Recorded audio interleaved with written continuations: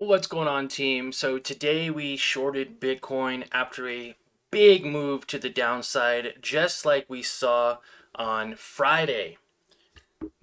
Now I have huge FOMO because it's continuing to sell off, and we locked in 2% out of a 10% move. So we're going to go ahead and look and dive into the computer, show you exactly my thought process behind the trade. And if you ever want to watch me trade live at market open, it's the first link in the description.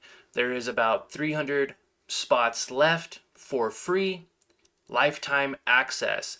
But after those 300 spots are gone and we cross over 1,000 members, you will have to pay to get into that service and to watch me trade live. So get in now while it's free. So let's go ahead and dive into the computer here and we'll show you exactly what I'm looking at.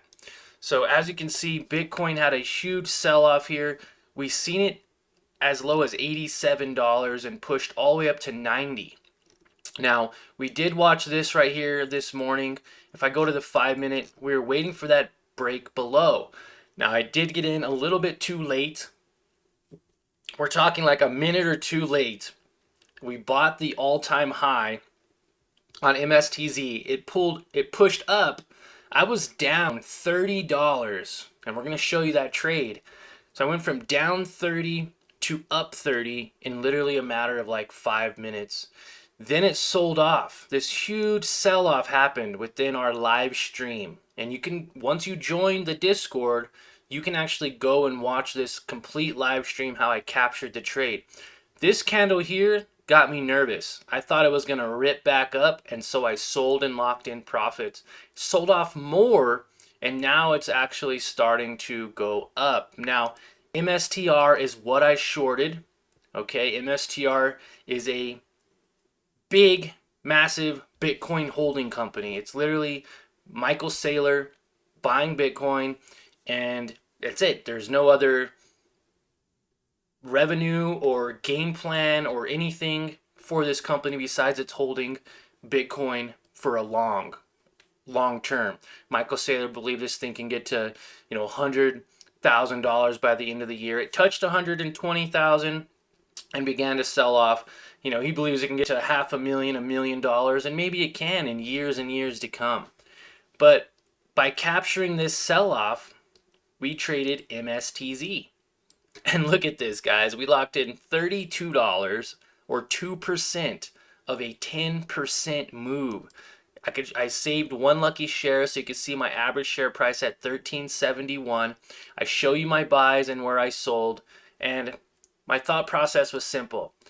Right at market open, I should have bought more aggressively down at 1340s, because then that would have added an extra $30 to my profits. So we would have been up $60 right off the bat.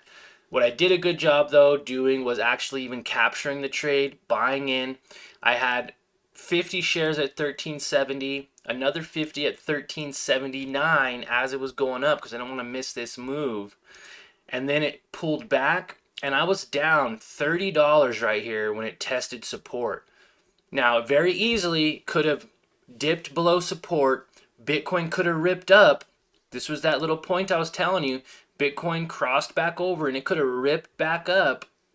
And then we'd be in a different conversation. We would have actually been down about $30, and I would have been deciding, am I going to manage my risk? I've been there many times where I've held a position thinking it's going to go up, and I've held it till it goes lower, lower, lower, hits my stop loss, sometimes even moving my stop loss down. So we did a great job by buying the dip. I bought 10 more shares at 1383. We had 110 share position. It pushed up, and we just were not patient enough to hold it even higher, literally missing out on the whole move. This would have been another dollar per share from basically almost where I sold. I sold 59 shares at $14. I sold another 50 shares at $13.98. So this would have been another $80, $90 in profits on top of 30, which would have resulted in 120 on top of the 30 I missed here, 150. So we could have had $100 to $150 day, making 10% in a day. What I aim for in a week we could have made in a single day. So now FOMO's hitting me hard. This continues to push up even now at the time of recording, and it just happens. I could have got back in immediately after I sold, but I didn't want to give all my profits back. I also could have done a better job by only selling half and letting the other half ride up with this as well, or just simply raising my stop loss. I could have sold my stop and had, for example here, say my one stop, let's say right here, and if I go to sell, then you guys can see my open order, and I'll showcase that to you real quick. Open order to where, okay, now I have a stop of say 150 shares. It's pushing higher. I'm slowly increasing my stop up as it's going higher and higher. So that way when it hits $14, I had a stop at 14. It goes to 14.20. I'm raising my stop to 14.10. It goes up to 14.30, 14.40. I could have raised this up even higher. And who knows, I maybe would have gotten stopped out right here when it pushed to 14.52 and then came down to 14.36. It's very possible I would have gotten stopped out right there. Also, pushing it up to 14.47. Even though it pushed up to 14.77, there's nothing saying that I would have captured that trade either, because we had a big red candle back down to 14.47. But look, consolidated and pushing up higher. So I definitely could have did a better job by waiting a little longer for my trade to play out. That happens to me a lot. I would tend to sell too early, leaving a ton of profits on the table. But at the same time, we can't beat ourselves up too bad. Locking in 2% on the day. Again, if you were to put that into perspective, I traded with about, what was it, a $1,200, $1,300 position. Yeah, I could have made more money. I could have also lost money.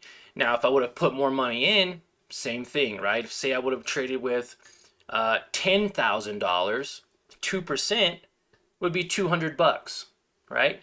So really 2% is what we're aiming for. I want to make, usually around 1 to 2% every single day. That would get me to my 10% goal for the week. Even 5% for the week is a very solid goal to have when first starting out as a beginner. And just knowing that FOMO can kick in to where if I did try to buy it now and it sold off, I can give back all of the money that I made. Same thing here, right? This candle here scared me a little. It pulled back. I thought maybe it would pull back very aggressively. We've seen that with mstr before. If I were to go back here, we've seen it where you have an aggressive sell-off and then it immediately recovers and some. Okay, so I could have literally lost money on a winning trade by simply not locking in profits, right? As you can see here, it pushed up from $12.80 to $13.90. That was $1 per share. Very nice move on Friday, up 10%, and then immediately selling off over 15%. So by not locking in your profits, you could have literally gave it all back. And that's not what I wanted to do. I wanted to be a little bit better on this trade, a little bit more selective, and I was. And unfortunately, I'm now paying the price, and I made some money, but I could have made a lot more. 12%, guys. Huge FOMO here. I left that one lucky share to show you. Even just holding my position would have been up another $100. We're talking $150. Easy 10% on the day. But we can't kick ourselves in the foot too bad. It was a solid trade plan. We just didn't hold long enough for it to play out. Bitcoin continues to sell off even at the time of this recording, going down to new lows, and that's exactly what we wanted to see. Bouncing off of this 200 moving average, acting as resistance. It's not able to make newer highs. It continues to sell off, and MSTR also selling off with it. MSTR's price now is 166.50. Back down to over 2 weeks ago, the beginning of December, it was at lows of 155. So this can definitely sell off even more. It definitely can sell off even more throughout the day. I, again, could have did a better part by holding my position longer. But nonetheless, locked in some profits. There's always another day to trade. And when FOMO kicks in, guys, you have to remember that this is not the only trade. right? There's other opportunities. And if you really want to mess yourself up psychologically, think about all the missed opportunities besides this one trade. There's probably thousands, if not hundreds of thousands of missed opportunities in today, in the weeks past, months past, years past, by you not taking that position, by you not showing up to trade. There are so many missed opportunities around us. We can't focus on that. We need to focus on the next step, focus on what we did well, and if you ended up losing money today, focus on doing a trade recap, understanding what you did wrong or what you did right, and go from there. It's all about growing and getting better as a trader. There are going to be green days, there's going to be red days. There's going to be days where you sell too early, there's going to be days when you sell too late, there's going to be days when you get in too early or get in too late.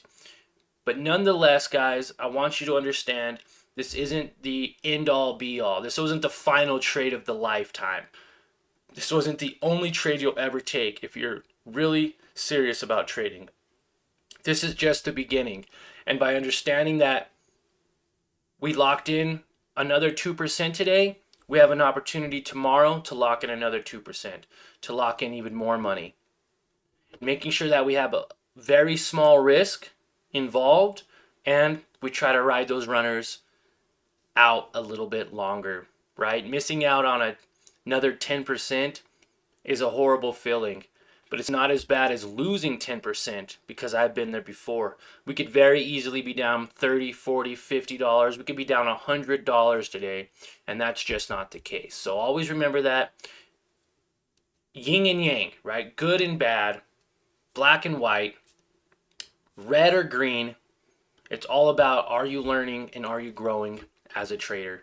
So if you guys want to watch me trade as soon as tomorrow morning and even watch this past live stream today, it's the first link in the description. We got 300 free spots left. It's lifetime access. If you get in now, I'll never ask you to pay.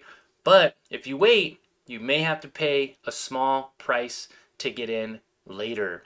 So thank you for your time, and you guys all have a great rest of your Monday.